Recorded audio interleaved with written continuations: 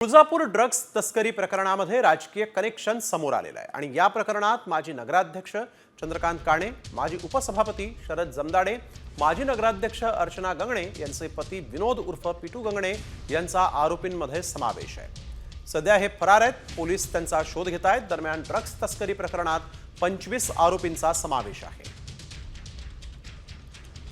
तर या सर्व प्रकरणावरून आता राजकीय आरोप प्रत्यारोप सुरू झाले आहेत। नितेश राणेंनी ठाकरेंवर गंभीर आरोप केलाय आणि त्यावर ओमराजे निंबाळकरांनीही पलटवार केलाय।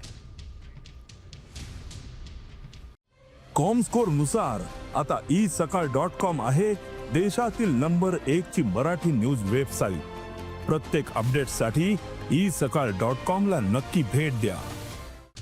ड्रग आणि उबाटामध्ये कनेक्शन येत असेल तर तुम्हाला आश्चर्य का वाटतंय मला आताच कळत नाही। जसा नेता तसे कार्यकर्ता, जसा पक्षप्रमुख तसा त्यांचा खासदार। आता आदित्य ठाकरेचं अगर नाव येत असेल तर तो पक्ष आदेशच झाला ना, सगळे ड्रग्ज विका, कारण का मालकाचा मुलगा ड्रग्जच विकतो। आश्चर्य काय वाटतं तुम्हाला याच्यात?